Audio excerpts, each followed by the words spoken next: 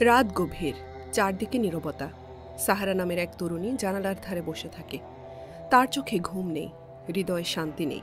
সদ্য হারিয়েছে তার পিতাকে। জীবনের অর্থ যেন হারিয়ে গেছে। বন্ধুরা বলে সময়ই সব ঠিক করে দেবে, কিন্তু সময় যেন তাকে আরো শূন্য করে দিচ্ছে।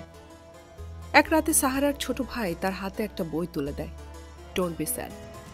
এ বইয়ের লেখক ডক্টর আয়াদ আল কার্নি, একজন ইসলামিক স্কলার, যিনি কোরআন হাদিস ও বাস্তব জীবনের উদাহরণ দিয়ে আমাদের মনে সাহস যোগান। কিন্তু ডক্টর আয়াদ আল কর্নির এই বই পেয়ে সাহারা প্রথমে বিরক্ত হয়। একটা বই আমার দুঃখ কিভাবে বুঝবে, এমনই প্রশ্ন ওঠে তার মনে। তবুও কৌতূহলে পাতা উল্টায় সে। যে আল্লাহ তোমার দুঃখ দেখেন, তিনি তোমার অন্তরের ডাক শোনেন। এই লাইনটিতে এসে সে থেমে যায়। সে আরও পড়ে, if you are grateful he will give you more, মানে কৃতজ্ঞতা থাকলেই বরকত বাড়বে। একটু একটু করে সে ডুবে যায় ডক্টর আয়াদ আল কর্নির বাণীতে।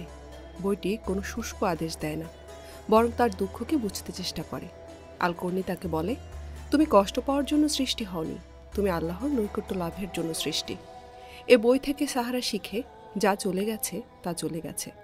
তুমি যা পারো তা হলো এখন থেকে সামনে এগোনো। If you are living through hardship, know that they will pass. The key to happiness is contentment. Cry but don't disappear, turn to Allah. সাহারার জন্য এটা শুধু একটা বই ছিল না, এটা ছিল একটা থেরাপি। প্রতিটি অধ্যায় সাহারা আবিষ্কার করে তার দুঃখেরও একটি উদ্দেশ্য আছে।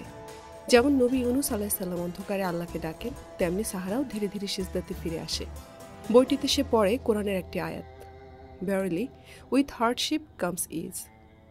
একদিন ফজরের সময় সে আবার জানালার ধারে বসে থাকে, কিন্তু এবার তার চোখে কান্না নেই, আছে এক ধরনের প্রশান্তি। এ বই কেবল দুঃখ ভুলিয়ে দেয় না, এটি দুঃখের অর্থ শেখায়। ডক্টর আয়াদ আল কর্নি হাদিস, কোরআনের আয়াত ও সাহাবাদের জীবন থেকে প্রমাণ দিয়ে বোঝান, দুঃখ একটি পরীক্ষা মাত্র, এবং সবর ও তাওয়াক্কুলই উত্তরণের পথ। আপনি যদি হতাশ হন, এ বই আপনাকে আল্লাহর কথা মনে করিয়ে দেবে। আপনি যদি দুনিয়ার ব্যর্থতায় ভেঙে পড়েন, বইটি আপনাকে আখিরাতের আলো দেখাবে। আপনি যদি ভালোবাসার পর হেরে যান, বইটি আপনাকে বলবে আল্লাহ কখনো হারান না।